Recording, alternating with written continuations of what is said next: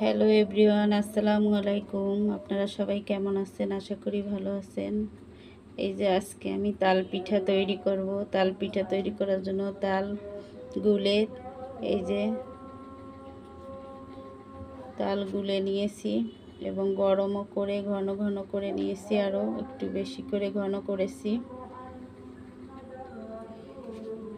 এখানে চাল গুঁড়ো করে এনেছে, সেই চালের গুঁড়োটা আমি কড়াইতে ভেজে নিয়েছি। এখানে গোটা চাল ভেজেছি, গুঁড়ো করে নেব। চাল ভাজার গুঁড়ো দেব, চালের গুঁড়ো দেব এবং তাল দেব। এখানে নারকেল কুড়িয়ে নিয়েছি। এই যে শিলপাটায় চাল বেটে নিচ্ছি।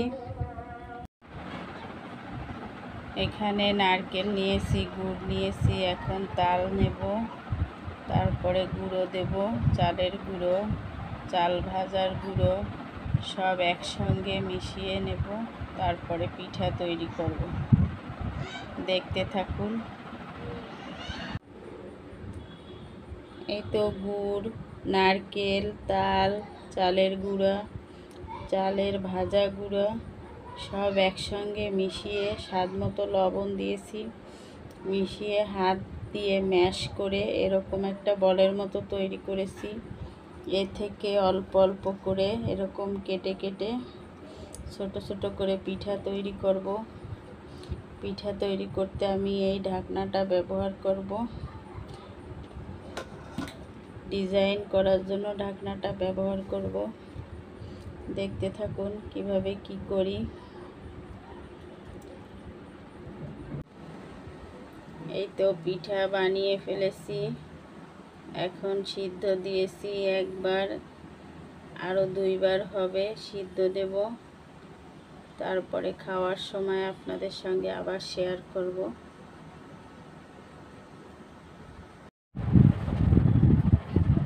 পিঠা সিদ্ধ করা হয়ে গেছে, আরও সিদ্ধ করতেছি। এই যে প্লেটে নিয়ে আসছি, এখন খাবো। নারকেল কুড়িয়েও খেতে পারেন, এমনিও খেতে পারেন, যে যেভাবে খেতে পছন্দ করে সে সেইভাবেই খেতে পারে। পিঠা খেতে অনেক মজা হয়েছে, খেয়ে দেখেছি। পিঠাটা কেমন হয়েছে কমেন্টে জানাবেন, লাইক শেয়ার করে দিবেন। আজ এ পর্যন্ত, আল্লাহ হাফেজ।